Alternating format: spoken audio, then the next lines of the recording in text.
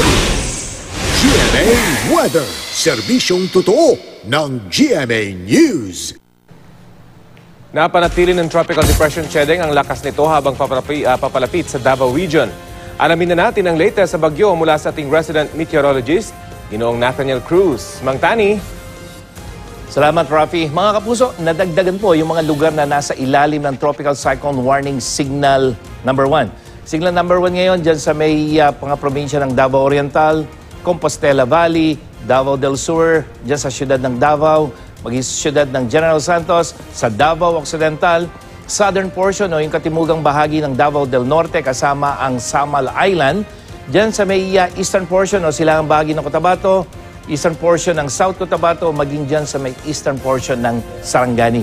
Yung mga nabanggit na probinsya, mga kapuso, makakarana sa mga susunod na oras sa mga pag-ulan at bugso ng hangin.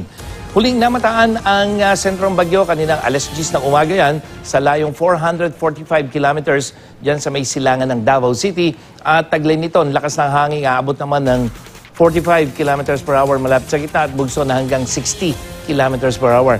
At inaasahan nakikilos ito pakanluran o westward sa bilis naman na 20 kilometers per hour. At sa track ng Pag-asa, posibleng bukas po ng umaga kung hindi magbabago yung kanyang bilis, na maglandfall yung bagyo dito sa may eastern part o silangang baybay ng Davao Oriental. Tutungo yan dito sa may Davao Occidental at Davao del Sur, tatawid ng Sorsogon bago tuluyang pumunta ulit dito sa may dulong bahagi ng Zamboanga Peninsula patungo ng Sulusi.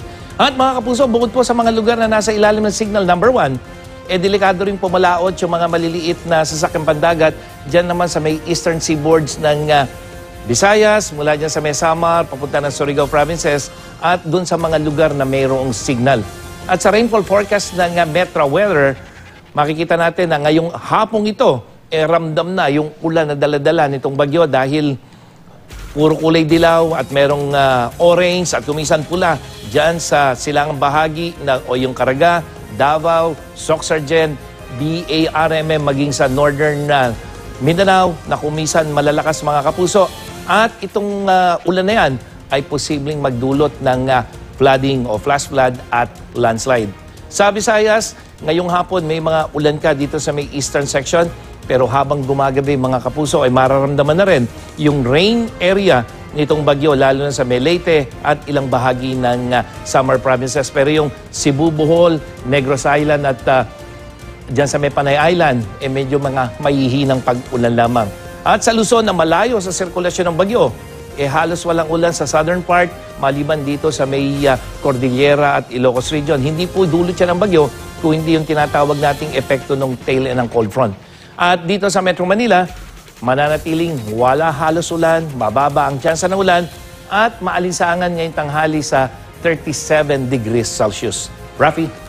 Mang Tani, pagtama ba ng bagyo sa kalupaan, anong magiging epekto nito? Lalakas pa ba o hihina na itong bagyo? Rafi, dahil ito ay isang tropical depression, so hindi ito kalakasan. Kaya pagtama niyan dito magla-landfall dito at pagtawid niya dito sa may mainland ng Mindanao, posibleng humina ito, no?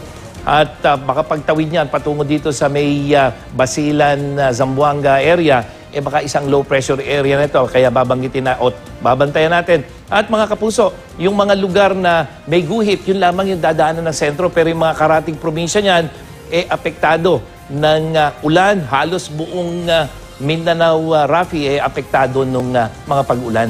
Bagamat hihina yung hangin, Mang Tani, pero yung ulan na dala nito, kasi yun pa rin ang delikado, hindi ba? Kapag malakas yung ulan, kahit na mahina ang bagyo, mas delikado pa rin kapag maulan. Totoo yan, Rafi. At muli, paalala natin yung nakaraang taon, yung bagyo natin na Tropical Depression Usman. Isang napakahinang bagyo, pero ang daming idinulot na landslide at flash flood. At ganito rin yung posibleng nakikita natin dito, Rafi. Hindi ito isang napakalakas na bagyo in terms of wind intensity, pero makikita mo yung ulan na nakakalat sa buong Mindanao. Ngayong araw lang na ito yan, mamaya hapon hanggang mamayang gabi, iba pa yung para bukas na kung saan makikita natin napakarami halos. O ito yung para bukas, mas malalakas na ulan ang inaasahan dito sa may BARMM, Northern Mindanao, dyan sa may Davao Region at Sorsogon, habang yung bagyo tumatawid. Kaya yun ang paalala natin, Rafi, hindi malakas ito pagdating sa hangin, pero malalakas na ulan ang pwedeng idulot yan sa malaking bahagi ng Mindanao ngayong gabi hanggang bukas. Pero ang tanong ngayon ng marami, Mang Tani, ano kayo magiging epekto nito dun sa mga lugar na kailangan ng tubig, lalo na dito sa may bandang Luzon? Bagamat nabanggit nyo kanina, halos walang pag-ulan nakakailangan natin mga dam. Unahin muna natin yung Mindanao, Rafi, na kung saan sa Mindanao kasi may mga pag-ulan dyan sa malaking bahagi. Pero dito sa may Zamboanga Peninsula, tagtuyot na din dyan.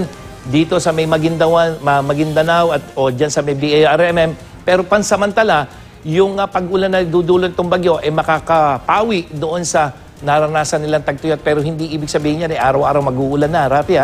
Posibleng pagkatapos itong bagyo, muli na namang makakaranas sila ng mahaba-habang tag-araw. At sa Luzon, na kung saan malayo tayo sa bagyo, Rafi, hindi natin maranasan yung ulan at hindi madadagdagan yung tubig dyan sa Lamesa Dam na pwedeng idulot nitong bagyo dahil dahil walang epekto, walang thunderstorm, wala pong ulan sa Metro Manila, pero dyan sa may Ilocos, posible yung mga mahinang ulan at yan dahil sa epekto, hindi nung bagyo, kung hindi nung tail end ng cold front. At ano nakaka-apektong frontal system ngayon, Mang Tani, dito sa may Luzon? Kasi pansin natin, medyo lumamig na naman, pero mainit naman sa araw. Pag sa gabi, medyo malamig, Mang Tani. Alam mo, Rafi, hindi pa tapos yung ating hanging amihan. May northeast monsoon pa tayo. Pero parang huling hirit na yan ng hanging amihan, posible, kakita mo, dito na lamang nararamdaman sa may northern at central Luzon. Kaya yung pag-ihip na yan muli ng hanging amihan, ang pansamantalang naglagay o nagdulot ng frontal system dito sa may northern at central Luzon, pero hindi rin magtatagal yan. Kaya yun yung nagpapaulan, mga kapuso, hindi po yung bagyo. At yan ipansamantala lamang, ha? At maaaring ito na yung huling hirit ng hanging amihan at posibleng pagkatapos yan, simula na ng tag-araw dito sa malaking bahagi ng Luzon, kasama na ang Metro Manila. Panghuli na lamang, Mang Tani, kasi nagpaplano ng cloud seeding operation yung ating pamahalaan. Pero meron ho bang masiseed na cloud, ika nga, dun sa area na nangangailangan ng tubig ulan? Posible, Rafi. Pero kung dito sa Angat Dam, dito sa may, siguro dito sa may Isabela, Rafi, kasi mababa ang tubig dyan sa Magat Dam, dapat samantalahin nila dahil kahit papano, dahil sa frontal system na yon, posibleng merong mga seedable clouds.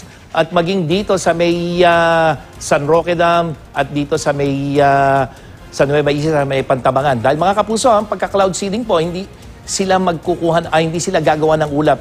Kailangan sa cloud seeding, meron kang ulap na posibleng magdulot ng ulan at pamamadaliin lamang yung proseso. So, habang may frontal system, Rapi, dapat samantalahin dahil oras sa mawala yan, wala ng ulap at magiging maaliwalas ang panahon, hindi na rin pwede yung cloud seeding.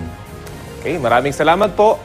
At yan ang latest mula sa GMA Weather. Magplano para sigurado, I am ready. Serbisyong totoo ng GMA News.